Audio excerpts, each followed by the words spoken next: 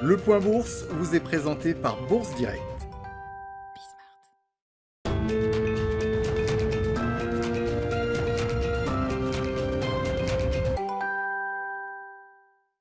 Tendance hésitante toujours sur le marché parisien avant l'ouverture des marchés américains. Marché américain attendu en hausse de leur côté, à en croire les contrats futurs sur les indices. Pour rappel, vendredi à la clôture, le Dow Jones perdait 0,57% à 30 814 points. Le S&P 500 perdait lui 0,72% à 3 768 points.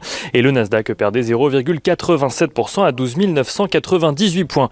On rappelle que Wall Street était fermé hier en raison du Martin Luther King's Day. Aujourd'hui, les investisseurs parisiens tout d'abord restent très focalisés sur les actualités du côté des valeurs puisqu'ils attendent l'audition de Janet Yellen face au Sénat aux États-Unis.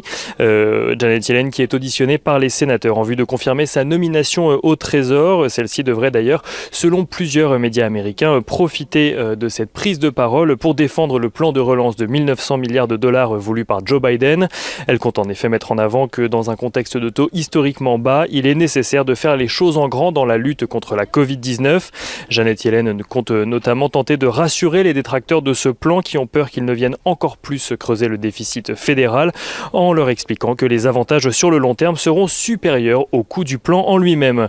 Janet Yellen qui devrait également tenter de rassurer sur le sujet des devises en rappelant que l'objectif des États-Unis n'est pas de faire baisser le dollar. On notera que juste avant cette prise de parole et avant l'investiture de Joe Biden qui se tiendra demain, le rendement de l'emprunt à 10 ans aux États-Unis oscille aux alentours de 1,12%. Du côté des valeurs à présent à suivre à Wall Street cet après-midi, les investisseurs suivront la publication de résultats de deux grandes banques américaines. On commence avec Bank of America qui fait état d'un bénéfice net en recul de 21% à 5,5 milliards de dollars au dernier trimestre 2020.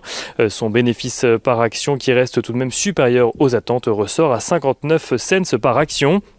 Tandis que Goldman Sachs annonce de son côté des résultats supérieurs aux attentes au quatrième trimestre. La banque affiche un bénéfice par action de 12,08 dollars pour un chiffre d'affaires de 11,74 milliards de dollars.